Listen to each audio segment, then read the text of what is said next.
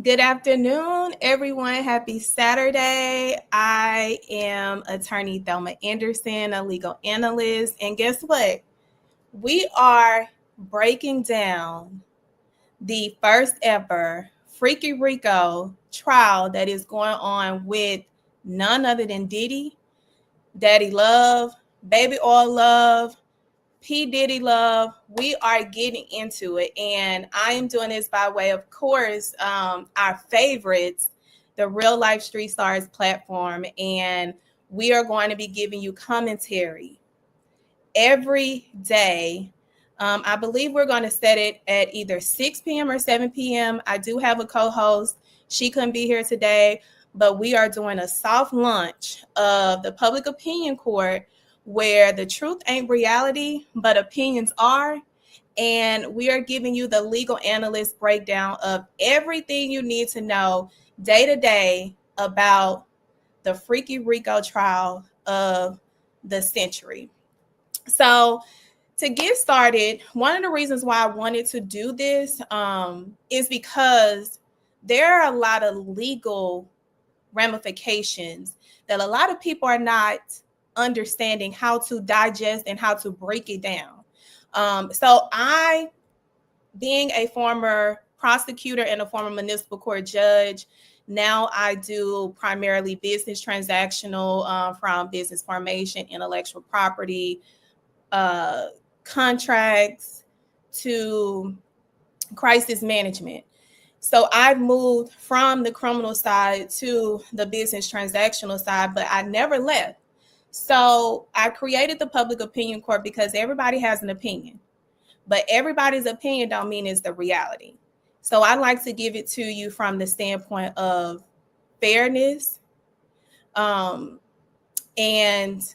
unbiased. I don't tear anybody down. I don't allow people to tear people down because this is somebody's life and everybody deserves a fair overview of what's going on and not to be judged. So with that being said, let's get into it. And listen, this is a safe space. You can ask questions. You can engage. I want you to engage. I want you to be very well versed on what's going on. And no question is a dumb question. The only question that are dumb questions is the ones that you don't ask, right? And with the Freaky Rico, I have been seeing everyone say, how does this make sense? How they gonna charge him with the Freaky Rico? How? And I'm like, let's get into it.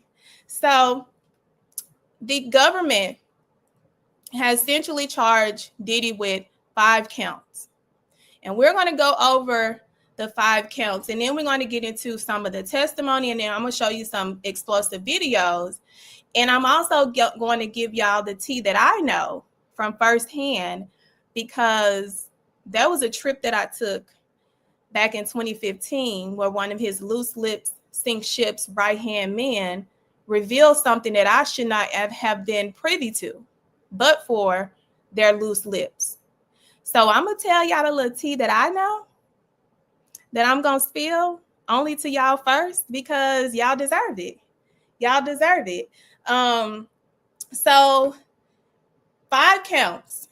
Racketeering is 1, which is everybody knows is Rico.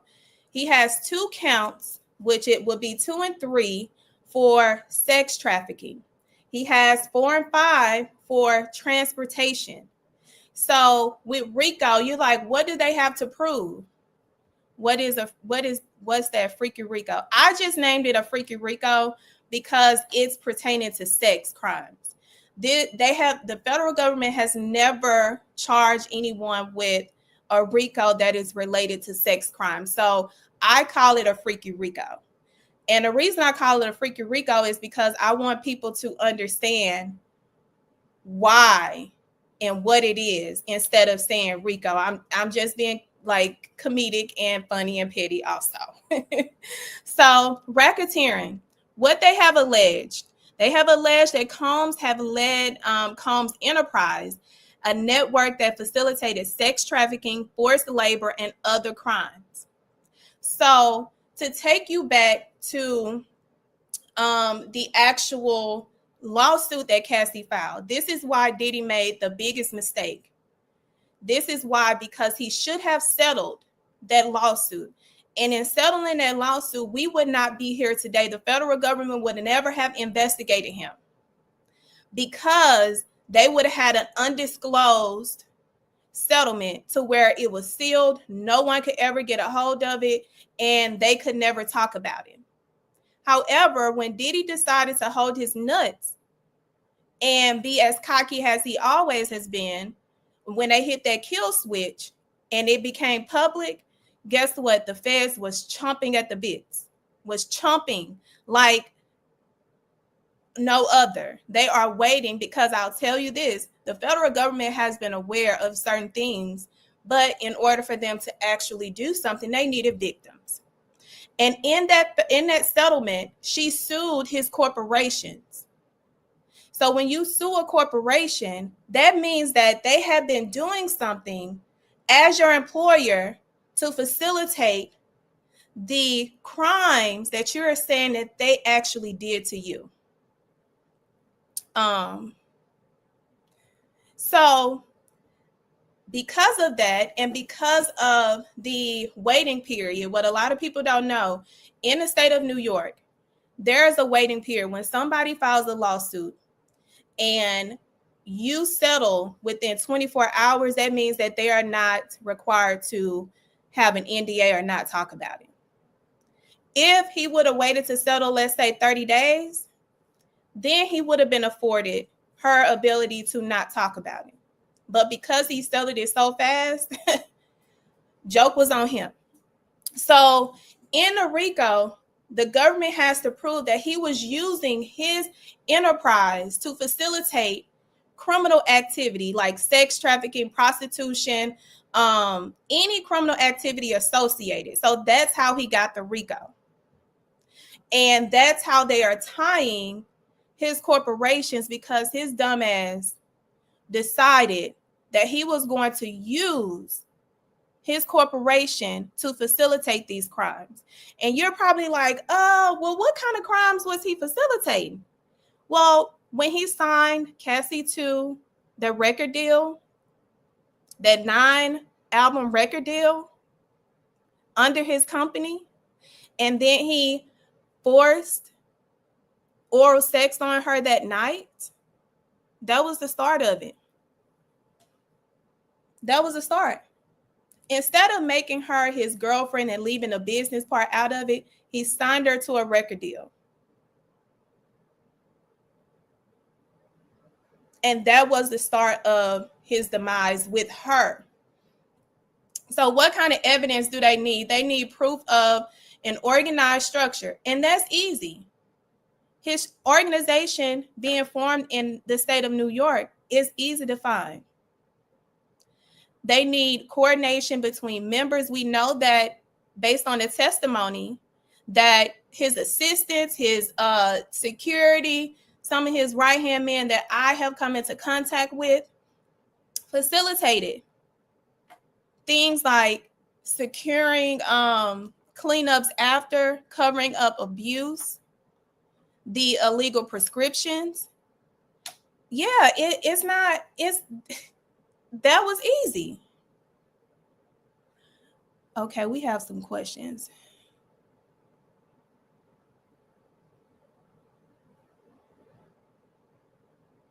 Oh.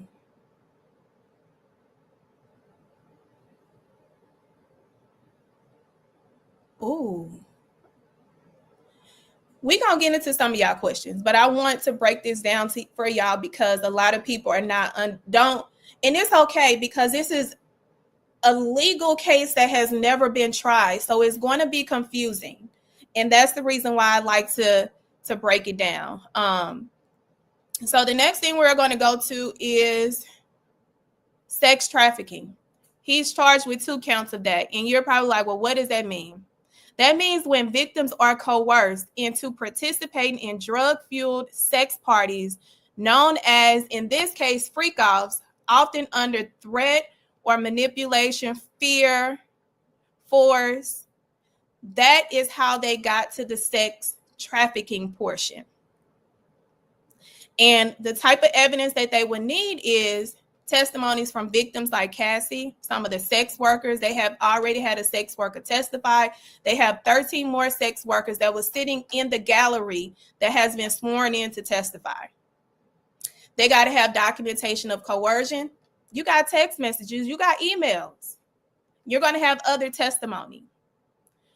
They have recordings or communications. Let me tell you about these recordings and communication, y'all. A deviant of sex crimes, or in case pedophiles, will always keep record of their trophy. They call it trophies. They're going to keep record of their behavior because this is how they're going to keep you in control. So when they raided, when Homeland Security raided his house, let me tell you why it was so secret. Because he know people, and there were people that were protecting him as well. So they had to do it secretly. That's why he didn't even get a target letter, because the federal government normally sends you a target letter to let you know you're being investigated. So when they raided his house, guess what they got access to? Freak out videos. Freak out videos. Documentation. They got it all. So when you keep your trophies in an open area in your home, and also they got proof that he was threatening Cassie to release a sex tape, that's another area. There's another area of it. So she also mentioned non-consensual. Let me tell you about non-consensual, because people, yes, she's testified that she agreed to do these things.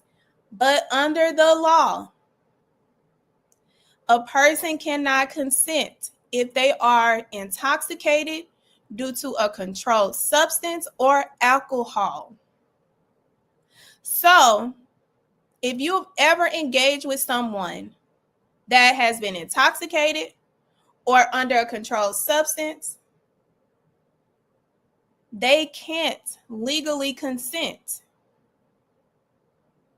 And it's not a defense for anyone that has been accused of sexual assault or some kind of sex crime to say that, oh, they knew they were intoxicated. You did too.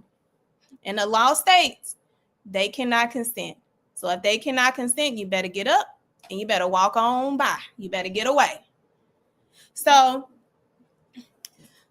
because of that, because he kept documentation, and we have another witness who was an escort that got documentation. How did the escort get a hold to some documentation? Because loose lips sink ships, and when these individuals are so intoxicated, anything can happen. And we're going to talk about that witness because everybody thought he was crazy when he came out in 2018 and said this. Jonathan Adi. Yep, that's him. Exactly. So Cassie, we have a comment. Let me show. Exactly. So Cassie is innocent because she was heavily drugged. So I'm going to say she knew what she was engaging in, but he knew to provide her with drugs, because drugs make you zone out and make you not feel anything. So when we say innocent from the standpoint of being thrust into this lifestyle, yes. But Cassie made no mistake. She did not hold back from holding herself accountable.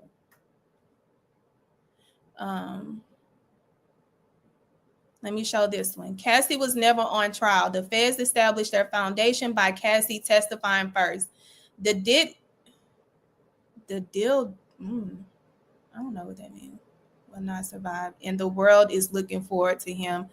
Oh, you're probably trying to say the diddler would not survive and the world was looking forward to him for him to lose his composure.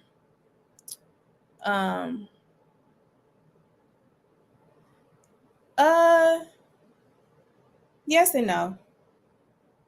Excuse me. So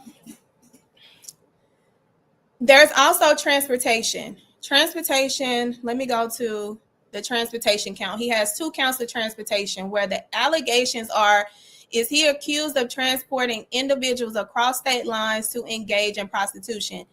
The individuals who have proven that so far is Cassie. She confirmed that some of the individuals that they would hire would come from Los Angeles, Las Vegas, or Miami. And some of them would travel in. And guess who would pay for those expenses? Mr. You Can Hate Me Now, Diddy. They have, and I promise you that the government should have evidence of travel records, because you know how you can get those? The airport. Every time you scan your ID through, guess what? It's a record forever. They do not get rid of those records. So if you think that they did not go to these airports and get those subpoenas of the records of the individual's travel history during a certain time, yeah, that's easy to get. Any kind of information arranging travel, transportation, confirming proposals, that is how they get it. So that is how they got the transportation. So with the 5 counts, 2 falling under the same category of each other and 1 being RICO, I don't know why these balloons do that, but we can celebrate. That's how they got to the counts. And that's in an overview what they have to prove. And that's the reason why I wanted to dive into that first, so that y'all can have a mental note of this in its entirety, because it is confusing. It's a lot.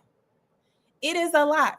So because it's a lot, I like to break it down and break it down to the level that you can understand, you can revert back to, and you ain't got to speculate, because that's what a lot is going on right now, is speculation, which is perfectly fine. You have to expect that. So when you put a thumbs up, okay, well, I ain't gonna put no more thumbs up. I'm not gonna put no more thumbs up. This might not get rid of the records because he's in jail, like duh, but it's only 1 more person that's going to be cross-examined on Monday. Hold on, let me add this to it. Emma Bean Pie. That's some kind of name, Emma. She said, I see why you don't practice law anymore. You're too emotional and biased.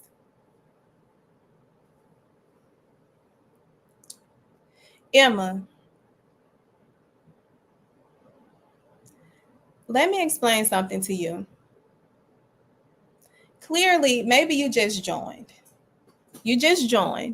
And the one thing that I have never been accused of in my breakdowns is being emotional or too biased.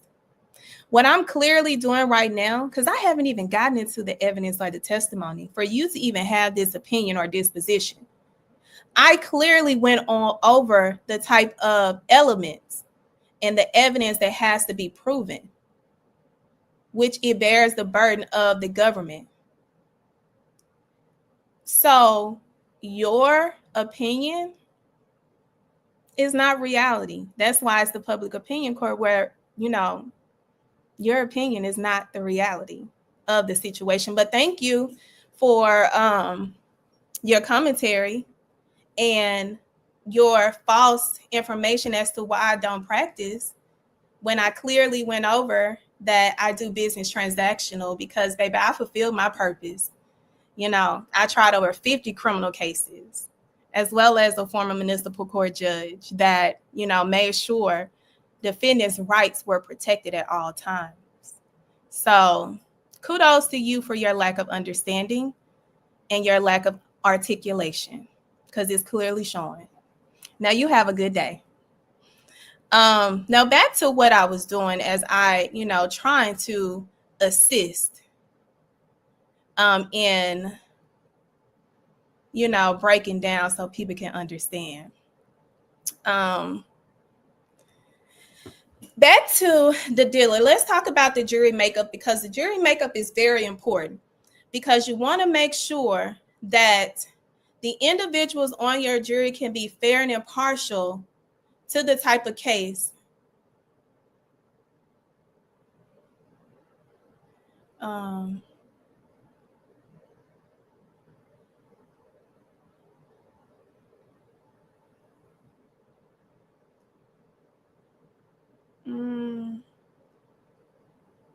I had to put Emma in timeout because she on here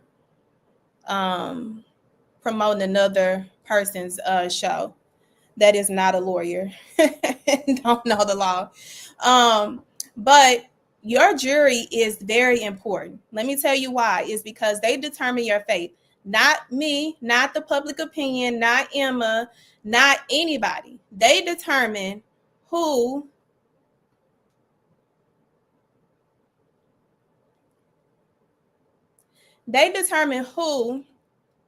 can, not who can, but they determine if the government has proven their case beyond a reasonable doubt. And they hold them to their burden, which is the highest burden. The reasonable doubt is the highest burden. And that's just the fact. And if there's any doubt, their job is to find the defendant not guilty. So the jury makeup, there are 8 men and 4 women. I have never seen 8 men on a sex assault jury. And I was blown away, y'all, because I'm like, if there are 8 men, sex assault, and this being the first ever Freaky Rico, I looked at the government like, what are you doing? Why did you allow this? Tell me the strategy, government, because of the movement of so many individuals being wrongfully accused of sex assault crimes or manipulation or things like that, people have become more sympathetic to the accused over the victim.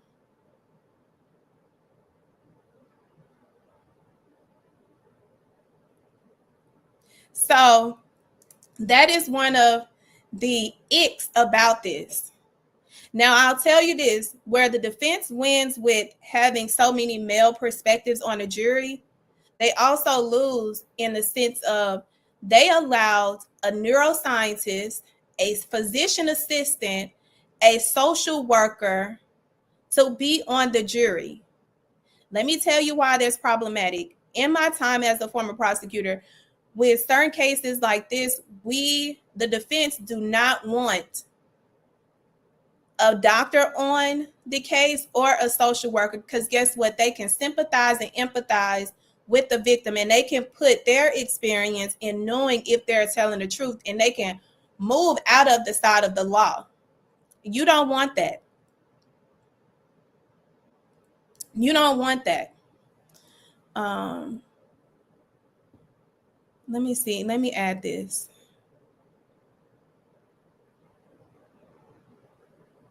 Why would they put more women on an assault jury? Use your brain, sweetie. I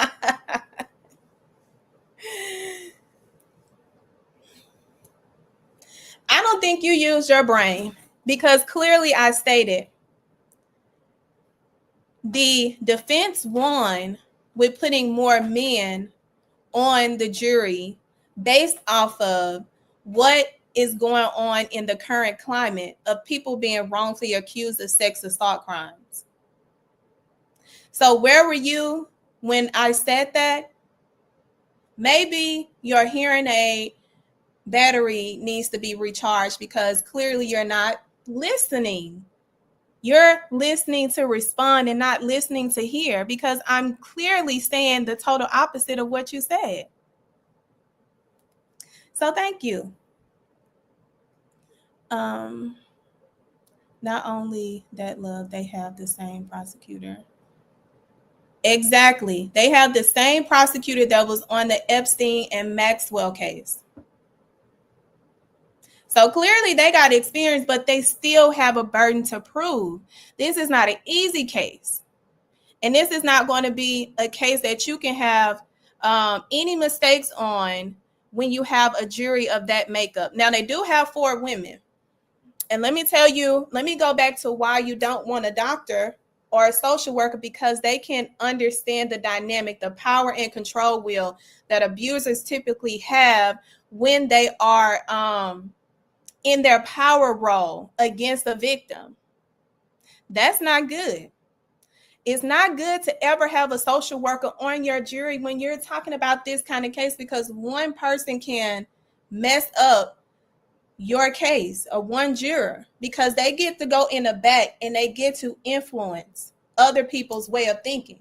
You don't want somebody that has such a high ability to articulate and understand and have that intellectual perspective on your jury, as well as the experience. Now, that is a no-no. So I think the defense and the government messed up with adding these type of jurors to their case. So in one particular, let me just give y'all this note before we go to the next. When they started showing the pictures of the freak-offs, they said one woman grabbed her chest and grasped. You don't want that to happen as the defense. They said 2 men could not look at the pictures that were being shown because of how graphic they were. You do not want that type of body disposition from individuals on your jury, from the defense side. Because I guarantee you there's somebody for the government paying attention to body language. And when you have someone that is paying attention to body language, guess what they're going to do? They're going to be able to regroup and reformat their arguments based off of the movement of the jury. I paid attention to the jury all the time when I would prosecute cases. I knew when I was winning a jury, and I knew when I had lost the jury just by their body language. I'm waiting on Adi's testimony. Exactly. 4 women, less emotion. Thank you, Majesty. You are absolutely right. Yes, the jury is not sequestered. That's a problem. If you don't sequester this jury on this type of case, that's crazy.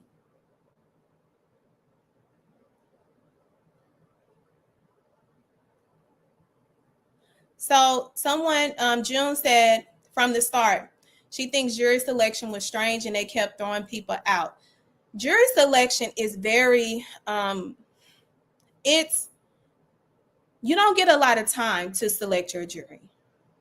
So the way that they were processing, the only thing that they have to do on jury selection, they have to make sure they're not discriminating based off of race, age, gender, and now what if they identify as the LGBTQ. So as long as they're not discriminating on that basis, they can throw anyone off the jury. And let me tell you how they do that. They look at your body language. They look at your disposition. How are you responding to questions? They look at how you respond to a question. If you say that you can't follow the law and you cannot be fair, that's the easiest way that they're going to get you off of the jury. If you start, if you talk about an experience that you had that you may have been a victim, they don't want you on your jury, on that jury. If you are a lawyer, I would never get picked to be on a jury because of my background. So some of the individuals may have made certain statements, body movement, like I would not pick someone that was falling asleep during jury selection. that tells me that you're not going to pay attention, even though jury selection is boring as heck. I would give y'all that it's boring. So I understand. But there are more ways that the reasons why they won't pick a jury. I'm trying to get some of these questions answered.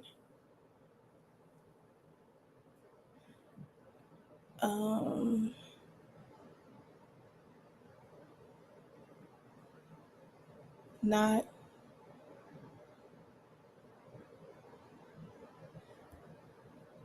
they go home and can watch everything. Yes, they can. Oh, yes. So let me answer this. The defense is already in the worst position. Who's the defense attorneys? Oh, I have a list of them, but I didn't pull that up. But he has a star-studded legal team. I can tell you that. One of my favorites is Alexander Shapiro. She actually is a former federal prosecutor. She's also Luigi's attorney, because everybody been saying free Luigi. He has, of course, Brian Steele. I was able to see Brian Steele in trial for Jackie Johnson, the district attorney who was behind the cover-up of Ahmaud Arbery's murder. Brian Steele is, outside of my issues with him on the Thug trial, he is a great advocate. What he did on that case, I can't even talk about it, but he is a great advocate. He has a Black female, Miss Moreland. She works with Brian Steele. She's also a former sex assault survivor. And to be noted, she got assaulted in Atlanta in a studio, and she sued Birdman and lost, trying to put, the responsibility off on Birdman's company, but she ended up losing. But they have her. There's another Black defense attorney that's on the case. His main attorney, I can't pronounce his last name. He's a white guy. And Mark Garagos is on the case. And speaking of Mark Garagos, let's talk about Jonathan Oddie. Let me add his video to the stage. That's why he's so famous. They land all the contracts. It's his attorneys, which are Mark Garagos and Ben Mercedes. Ben Mercedes worked for Bad Boy Entertainment for 4 years and worked for Hillary Rodman for 5. Okay? When I take Sean the threat of death on me, okay? I don't have it, but I can make it available under secrecy. That means that I wouldn't be liable, because I don't want to be getting framed for anything, okay? Right. I had sex with Cassie and Sean. Basically, he would masturbate and tell me what to do with Cassie. I had like 15 encounters, and I heard a lot of business, because what they would do is Sean talks a lot on the phone and on the TV with speakers and stuff, and I was like a sex slave, okay? For them, that's what I was. That's all right? I caught herpes, and I came back and I sued him for the herpes and won. But Mark Garagos and Ben Mercedes were his attorneys, okay? And Christopher Leon's here was my attorney. They asked me to turn in that, which was the video recording, and I did so. They gave it back to me accidentally, and it's possible, I threw everything out, it's possible I can produce a copy. Gotcha. It's possible, I'm not sure. Now. So, I'm going to bring Timmy Diamond Super Chat up here. Thank you, Timmy. But to get into the legal issues with this particular matter of Jonathan Oddie. Jonathan Oddie was a former sex worker, had 15 encounters with Diddy and Cassie. He had secret recordings, and he said that he contracted herpes, and when he did, he initiated legal proceedings. where he sent over a demand. There was a $5 million settlement that Mark Garagos and Ben Masalis was responsible for facilitating. And in that, he was not supposed to mention anything moving forward, but his lawyers made the biggest mistake of anybody, and they gave the freaking videos back to Jonathan Adi. So guess what Jonathan Adi has? Videos of the freak offs that he recorded himself. Guess who has possession of that? The federal government. Guess who has been named as a witness? Jonathan Adi. Guess who was identified in court as one of the sex workers? Jonathan Adi. Guess who identified him? Cassie. So for years, everybody has made it seem like Jonathan Adi was insane. He received $5 million. And guess what comes into play? Well, why would you settle? Guess how we know there's an attachment to this settlement? Because when they were reading Cassie's text messages on cross-examination, this is mentioned. Jonathan Adi having possession and Diddy saying that he paid a lot of money to get them back. He just confirmed everything Jonathan Adi said in that text message. And I wanted to bring that up because Jonathan Adi has oftentimes been mentioned as being crazy. So Timmy Diamonds stated, Cassie was just a warm-up. The real heat will happen when Brendan Paul takes the stand. He transported items internationally for Diddy for 2 years. Thank you, Timmy, because you are absolutely right. Cassie was just a warm-up. And that's what I have been trying to tell people. The way that prosecutors set their cases up, they set them up so that they can tell a story. They would not have been able to tell the story in its entirety without bringing Cassie so early, because Cassie was the nail that started to enter the coffin. And every time they hit the hammer for that nail to go down, that was because they added more victims, more witnesses, more testimony, more evidence. So she was the important main ingredient. So every witness after is going to continue, and it's supposed to continue to tie everything together. That's the reason why she is the warm-up. And like Timmy said, there is more to come. More explosive witnesses, more explosive testimony. But what does not change is the government still has to prove that burden, which is the highest burden of the land. And they got to prove it to the jury, not us. So thank you, Timmy, for that. You are absolutely right.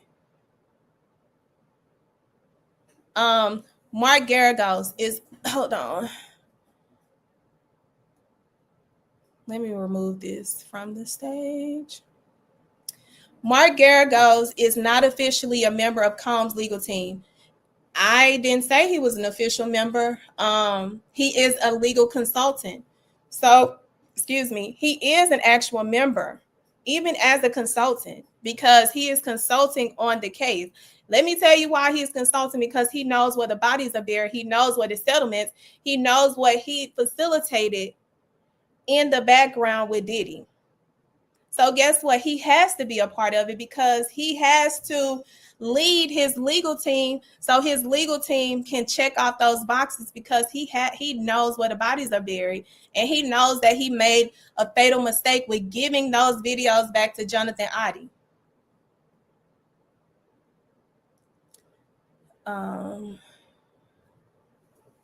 Forget about, oh man. I want to update y'all on this because Aubrey did come out with a statement. She said that she's not testifying. She was just in New York to do a podcast. So I don't know how we got the information, but she posted that she was not going to be testifying. So I want to bring up a new video of one of Diddy's former employees that has information. So if you wanted to tie up loose ends and you were concerned that people that you knew could incriminate you, you may have interest in eliminating them. We've seen this all throughout history. I mean, this sounds kind of mafioso stuff, but I sense that you're talking from a lot of experience here, that you genuinely believe this is a highly dangerous situation involving a highly dangerous man with very dangerous people acting on his behalf, potentially. Oh yeah, I'm definitely speaking from experience. This is definitely a highly dangerous situation because this guy was the middleman. He was the party guy. He was the person who lined up the parties and festivities for a lot of guys a lot more wealthy and affluent than him. So, you know, I'm a person who believes that the Epstein's list is very similar to Diddy's list. I'm a believer in that. And, you know, whenever it comes to protecting women and children, I'm going to be fierce.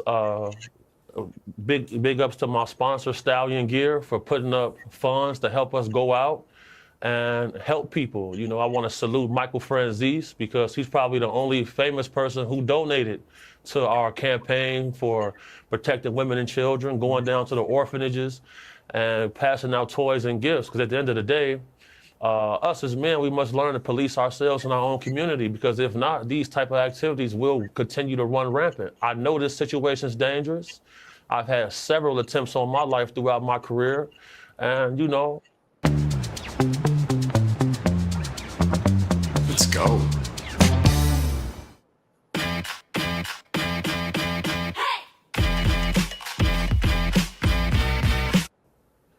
Where there's one dangerous guy, there's a group.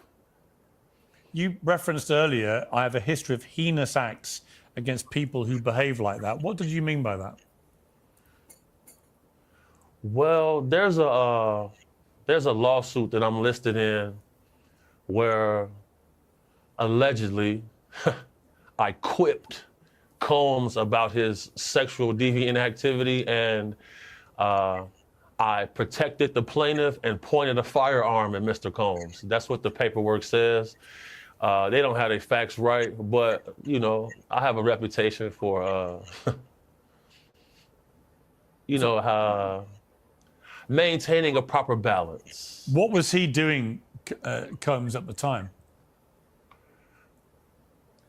Yeah, so that's all alleged. So, you know, they don't really got they don't have the facts correct with that situation. There's some sort of conspiracy going on, because the same law firm that has brought this case, they tried to file this same case last year. They finally got it amended this year, and this same law firm was trying to pay me $5,000 to come talk on an interview. I turned it down, and then they filed this paperwork. You know, I firmly believe that this lawsuit was filed by people off his side to try to discredit me, other witnesses, and to try to get this current case that he's on thrown out. That's how deep this goes, because the law firm who brought this asinine case, nobody can seem to track them down. How can they have this case amended? Who has the finances to file this type of lawsuit? You know, I got to pay Ed Zappia $15,000 to represent me in a case like this while this trial is going on. Something weird is happening. But just to be clear, was there an incident where you witnessed somebody who was being abused or about to be abused or had been abused by Diddy, by Sean Combs, and you intervened and warned him to stop? Definitely. And what can you tell me about that? Yeah, definitely. Well, that's the thing. Like, it's an open case, so like I can't really expound too much on that. But I've had several calls about this guy. I've had several calls about his son. You know, people reaching under ladies' dresses, fondling them without asking for permission. Where did he learn this behavior from? Where would he learn that from? Legendary Dapper Dan said he grew up, he knew Combs' parents, and he said what's going on with Combs didn't start with him, it started with his family.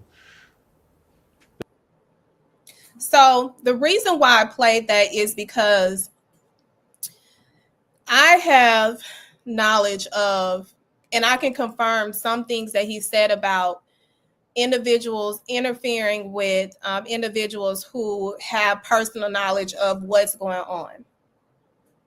Not to go into much detail, but there has been allegations that were brought to me regarding witness tampering. And this one was a pretty serious matter. And I mean, it was scary. It was scary because this individual does have one of the most explosive pieces of information pertaining to something that had occurred. I'm not going to state what it is because I don't want, if I do, the people are going to be able to put two and two together. But this individual has been set up to the degree of criminal stuff. And it's so bad that there would have to be a sweep of this person's property out of fear of devices being planted, because people knew exactly when this person was doing certain things. That's how deep it is. That is how deep it is. So when there were allegations regarding witness tampering, y'all, it's fucking serious. Excuse my language. It is very serious. So that's the reason why I wanted to play that particular video, is because he is speaking on things that are actually still going on right now with individuals who have been subpoenaed to testify that knows where the bodies are buried. And let me see if I can answer some questions. Thank you, Google user. Do y'all have any specific questions y'all would like me to answer? That something that y'all have heard that y'all want clarification on? Because that's the one thing that I want to make sure that I can break down anything that you all have concerns about or want clarification on. This is your opportunity to ask those questions, and do not be shy, because I see y'all ain't shy in these comments. So I want y'all to ask whatever y'all want to ask, okay? What justice are you searching for? I'm searching for what justice demands. I respect a jury's decision. I've always prided myself on respecting a jury's decision, even when I have had cases where they have found the defendant on the cases I've tried not guilty. I never celebrated guilty verdicts, because this is someone's life at the end of the day. And in my experience, and when I was a prosecutor, I did everything in my power to try to prevent individuals from going to trial. But they have a constitutional right. And I've also had to educate victims on, like, hey, sometimes justice is an individual being arrested, having to pay a bond, having to come to court. That's sometimes what justice is, if you don't get the outcome of them being convicted, or if we have to dismiss the case. So justice looks different for certain situations. But I respect a jury's decision. at the end of the day, because that's their job.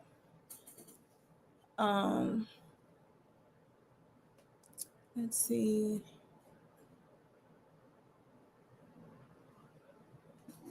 Hold on, let me answer this question.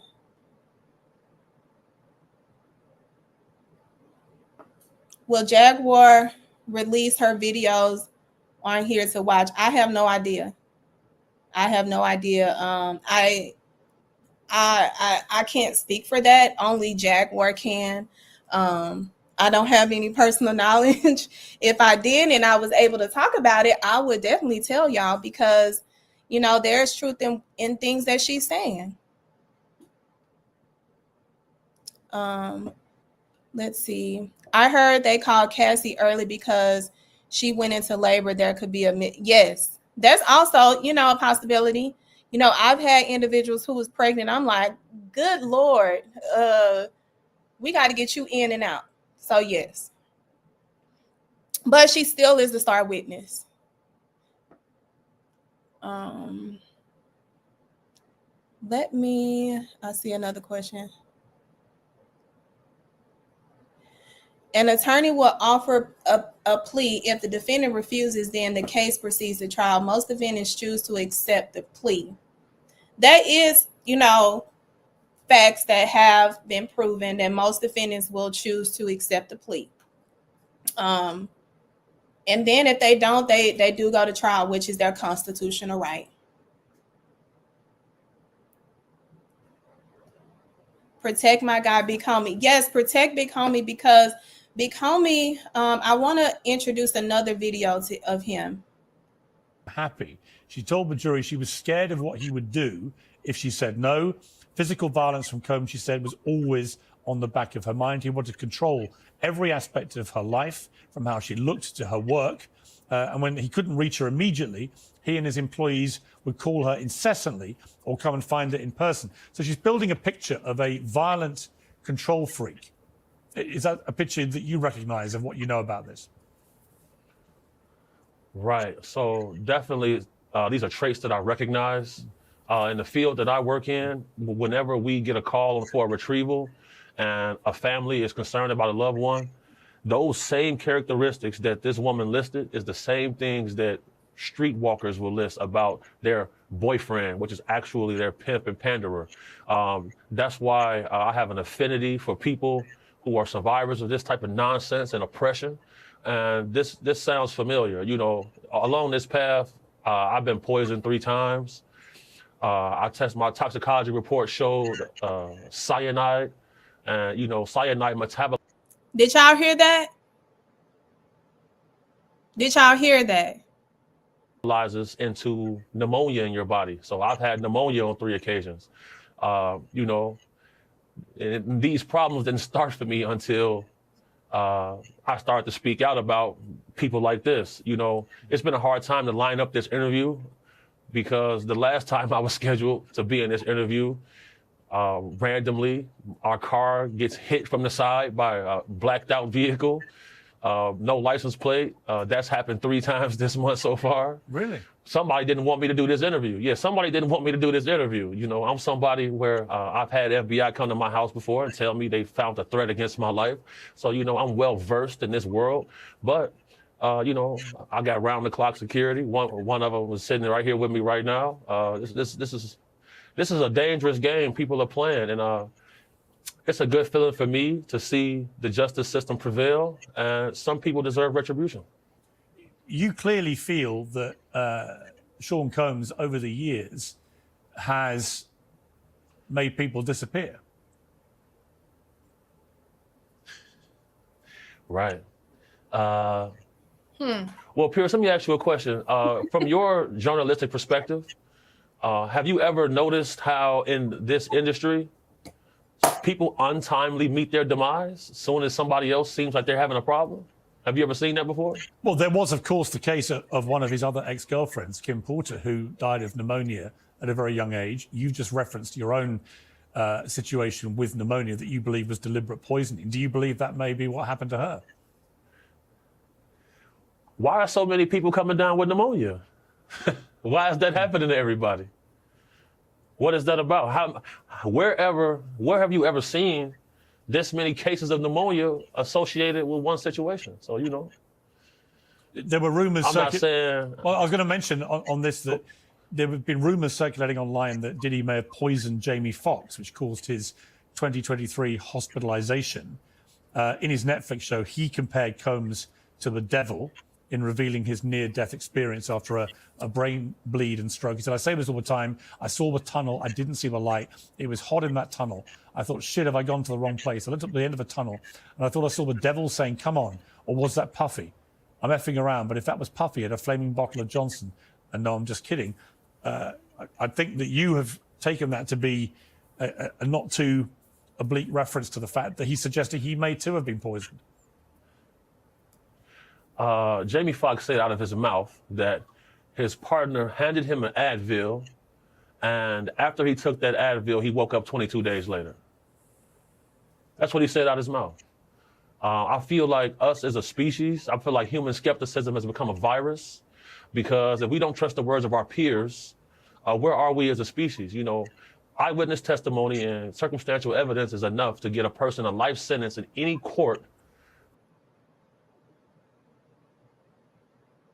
So the reason why I wanted to bring that up is because there is a pattern of individuals who are healthy, just out of the blue getting pneumonia. So when we are looking at individuals like Kim Porter, which Al B. Shore, who is on the witness list to testify, has stated that she was in good health. They had just celebrated Quincy's movie release like a couple of days prior, and she ended up with pneumonia and just died out of nowhere. That doesn't happen. And let me see, someone asked what she died of. Well, we really don't know. Her body would need to be exhumed because allegedly the medical reporter, the allegations are that they were paid to falsify her medical records or the cause of death. Those are the allegations. It has not been proven, and the only way it will be disproved if her body is exhumed and they make a determination. But when we're talking about a body exhumed that don't have any physical damage, and the medical examiner is deceased out of nowhere, you do your process elimination. Let me see about some of the comments.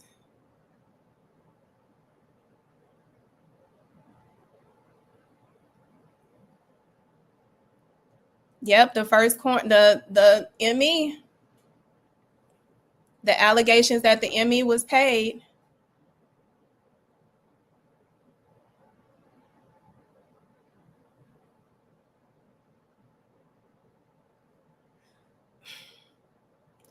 They determined that she died from pneumonia.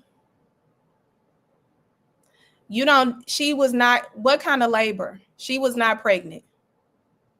You can't die from labor when you're not pregnant.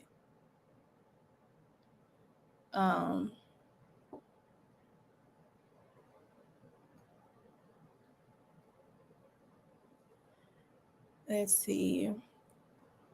He had one more thing to say that I want y'all to see. You know, whenever you see the little guys, the white dudes come in with the spiky hair looking like vampires, yeah, you know, the sex workers is arriving. And at the end of the day, is it consensual if you're promising people a career path and a lifestyle and glitz and glamour, and you're saying, look, we're all doing it. Come join us. You party with us, then I can get you a record deal. I can get you this. That's what's going on to certain people. You know, everybody isn't being financially compensated, and that's where lies the problem. Big Homie, you've referenced the fact that several times we tried to do this interview and stuff happened to you that was very concerning. Car with blacked out windows and so on, engaging with your vehicle and so on. Now that you've given this interview and you've gone public again and made it very clear what you think of Sean Diddy Combs, do you fear about reprisals? No, I don't fear anything like that. I'm very, very good at what I do, and I'm trained in everything dangerous.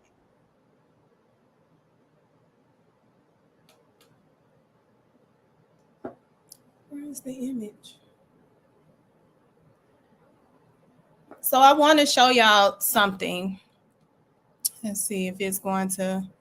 So I told y'all I was going to give y'all a little tea on how I have some information. Not saying I have something that is criminal, but James Cruz used to be. Can you repeat my question? I don't need proposal. Calm down, because I don't even know what question you have. There are a lot of people that are asking really good questions.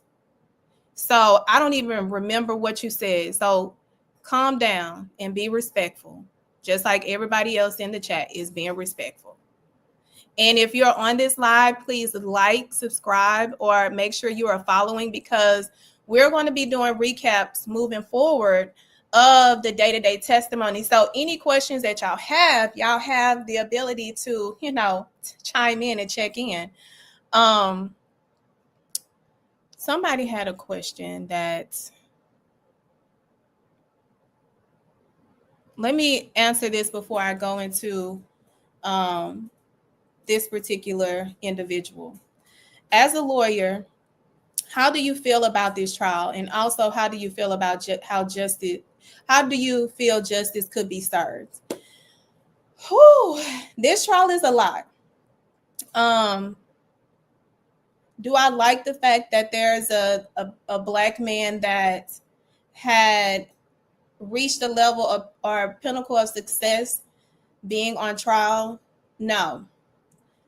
Do I understand why? Yes. Do I feel like anyone that has criminalized individuals for decades should be prosecuted? Absolutely. Do I feel like he had an opportunity to keep this from coming public? Yes. Do I feel like he's the why behind him being prosecuted? Yes. Do I feel like he put himself in this position? Yes. Do I feel like he had an opportunity to stop all of this? Yes. Do I feel like he had the power to change everything around him? Yes. Do I feel like they are prosecuting the right person? Yes. Do I feel like the government has to prove their case? Yes. Have they proven it beyond a reasonable doubt as of yet? No, because they are just getting started. I am a former sex assault survivor, so it's triggering. But I also know individuals who have been wrongfully accused of sex crimes, and that is not okay. And I can see the perspective from both sides. So I think that the prosecution was right to bring a case, but I also think that they have to make sure that they prove this case. And if they don't, the jury has the decision and should follow the law if they have not met each and every element to prove their burden beyond a reasonable doubt. So how can justice be served? Like I said, justice comes in different forms. A person being arrested, that could be justice. A person being convicted, that could be justice. A person changing who they are to become a better person can be justice. So justice happens in different ways. Now, hold on. It's some more questions, and I want to get to y'all questions.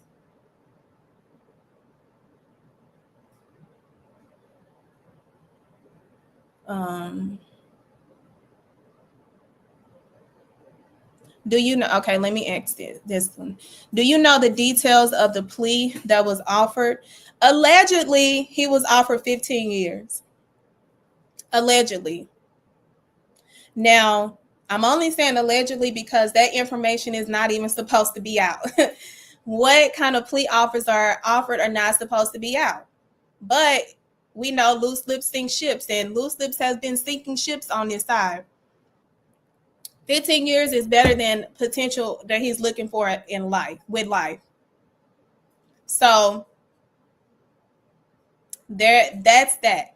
And I would tell you there are other jurisdictions that may have, the ability to bring federal charges against him, like California, like Florida. That could still be a thing. Let's see. I want to get some more questions. He knew after he sued the liquor company. I feel like that's what really started. I kind of feel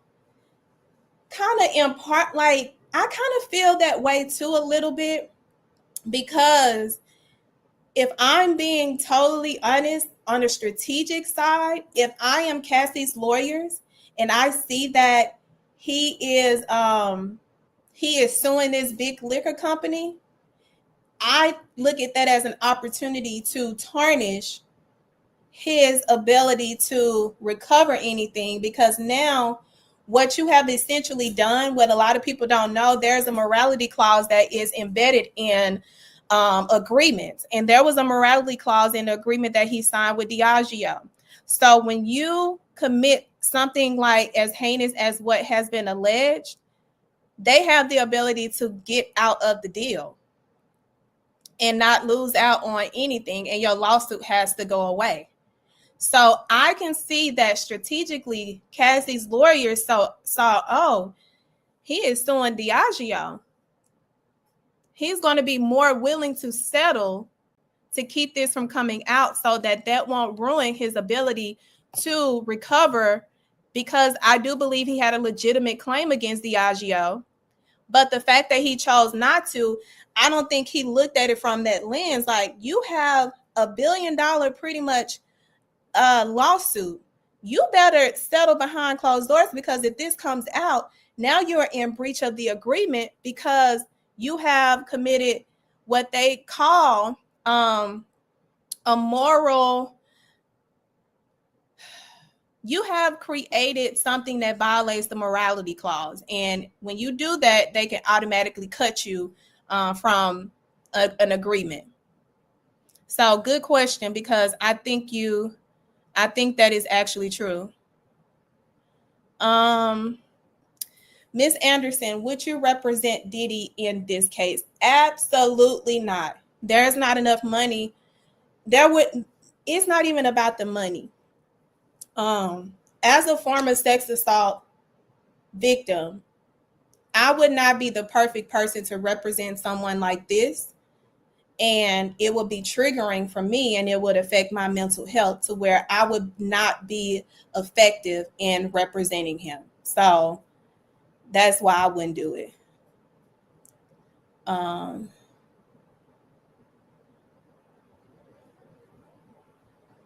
Let me see, because proposal is in here just being.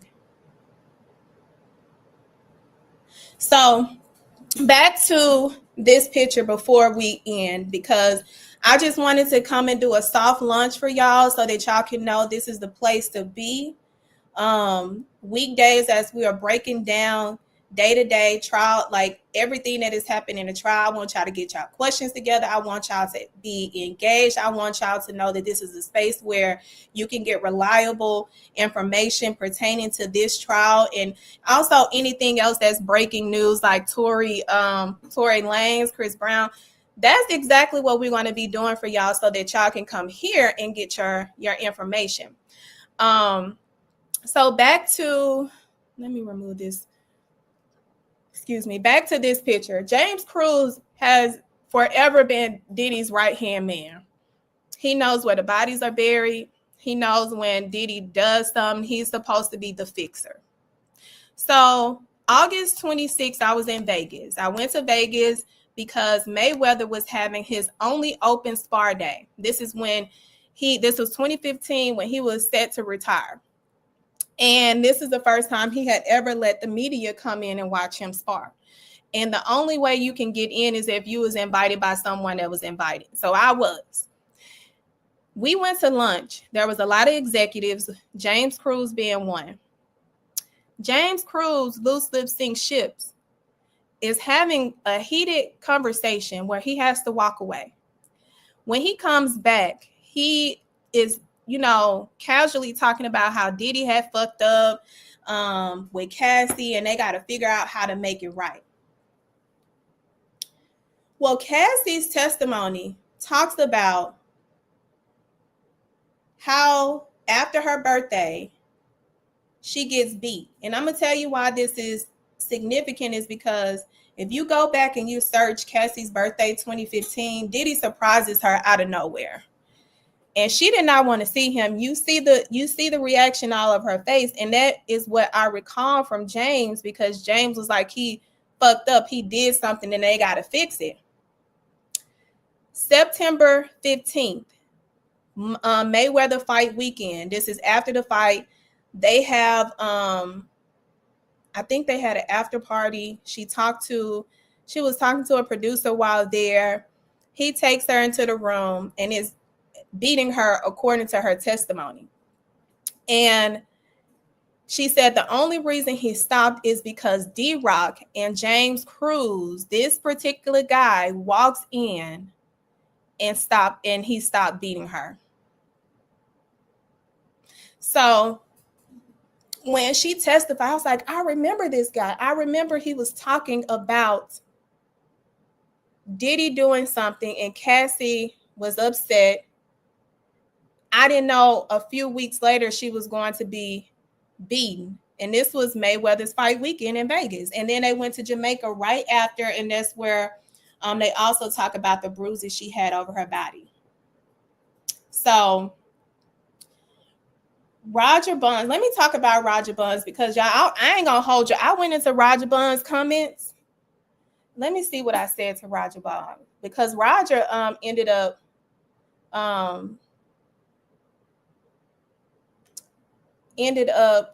responding to my messages because I asked him because I wanted to know, like,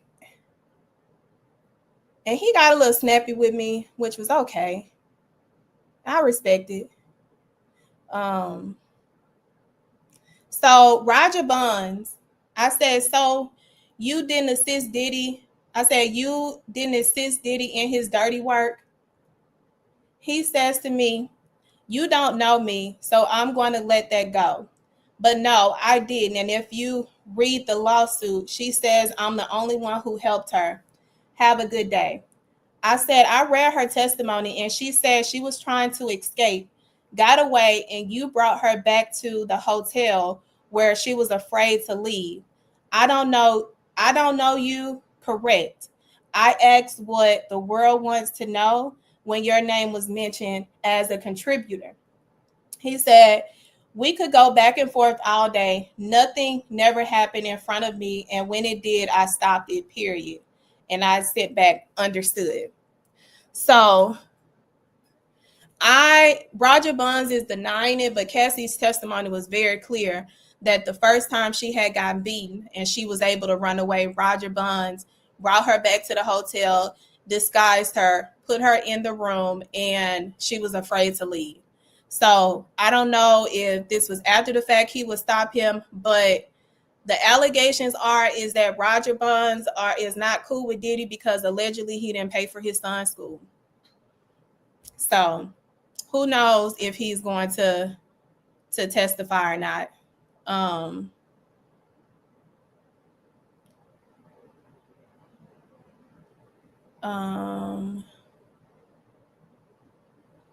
looking at more questions for y'all.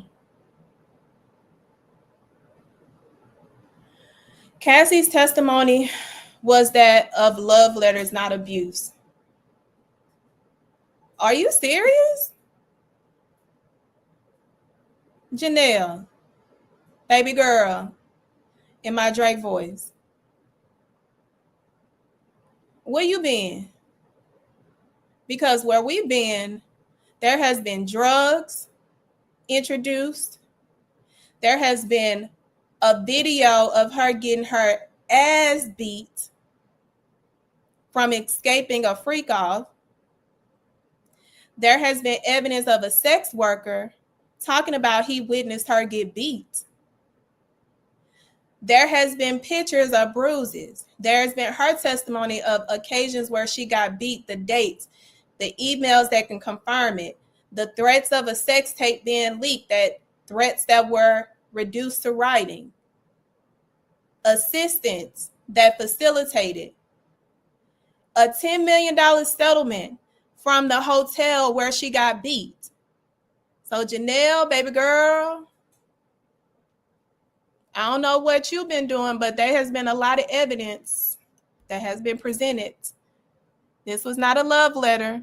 There was definitely abuse, and really bad abuse. Some that resulted in cosmetic surgery, doctors having to come, like prescriptions had to be written, illegal prescriptions. Baby girl, I need you to clap on in and check in with us, because you probably ain't looked at this. Okay. Let's see. What are details of the plea deal? You know what are the details of the plea deal? You know, by any chance, what are the details? Oh, charm like girl. We are not supposed to know the details of the plea deal. We're not. It's never supposed to come public, because if a person decides to exercise their constitutional right and go to trial, we are not supposed to have any indication of what they were supposed to get unless a defendant releases, because the government is not supposed to release it.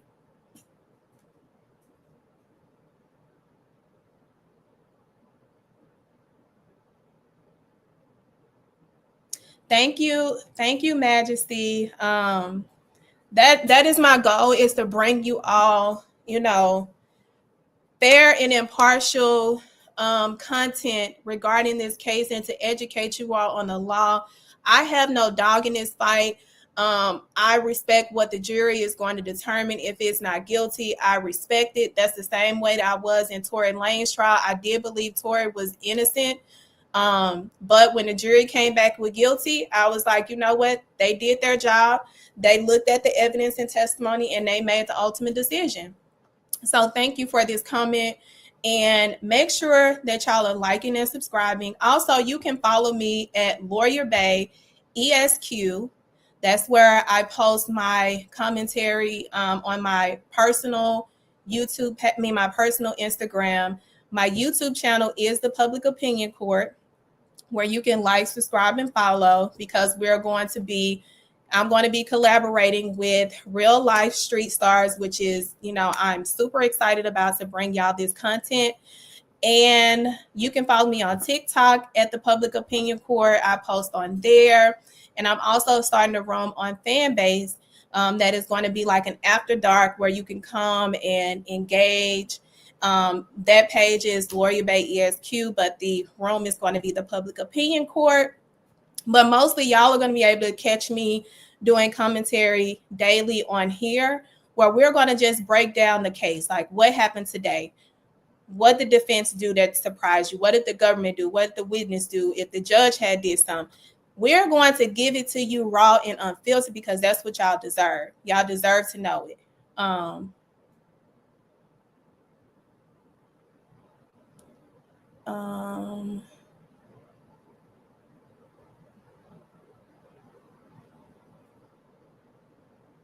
I'm watching to learn. I'm in Texas and need to pay more attention.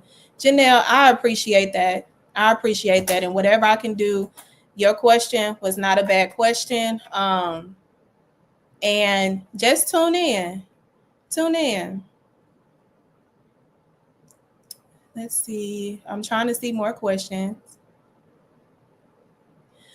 Who do you think can be named as a co-conspirator? Good question.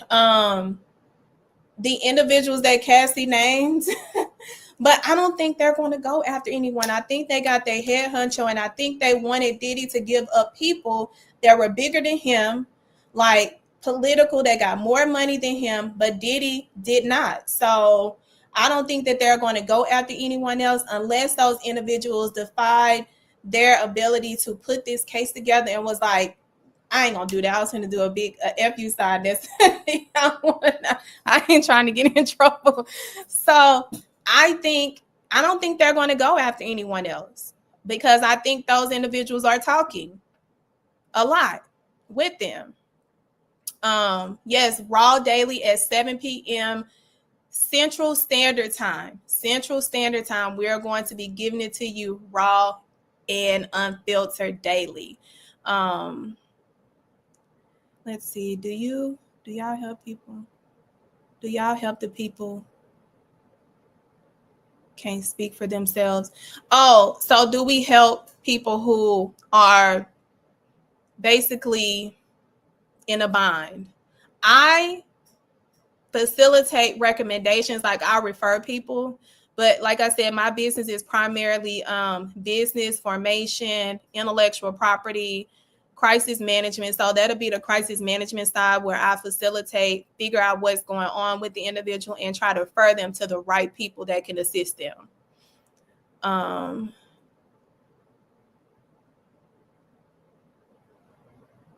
Let's see. Given Combs 54, a 15-year sentence could effectively amount to life in prison.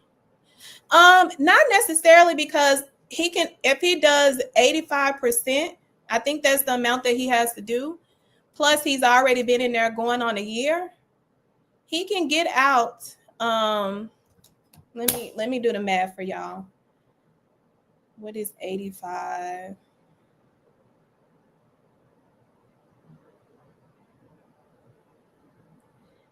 He'll have 11 years left, and he can do programs for good time.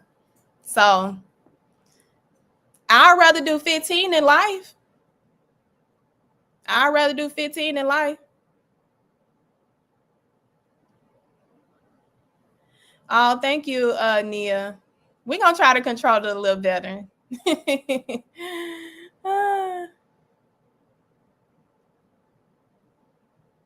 Thank you, Majesty. Let's see.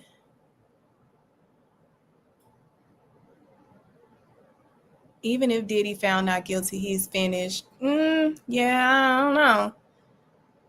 I don't know if he'll be finished. I don't do math either. That's why I went to law school, y'all. I hated math. I was not good in math. I don't even know how I was able to pass my math classes in undergrad, because it was your girl hates math, okay? But let's see. I don't have any more questions. Like I said, make sure y'all are following. Follow me as well. But we're going to be here at 7 p.m. Central Standard Time. I do have my guest, who's my co-host. Her name is Adria McKnight. She is a criminal defense attorney, and she's breaking it down from the standpoint of a defense attorney. She's killing it. Her Instagram is Attorney McKnight. She's known as That's My Lawyer. She's located in Houston. She also does personal injury.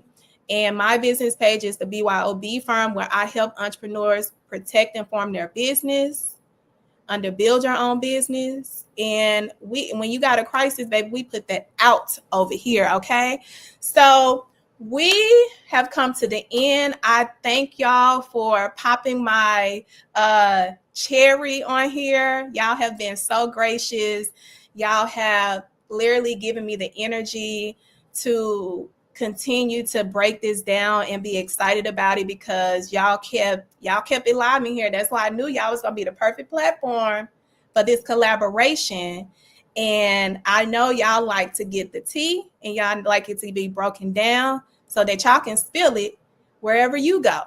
So Like I said, if you like this content, make sure you are turning on your notifications so that we can see y'all daily, 7 p.m. Central Standard Time.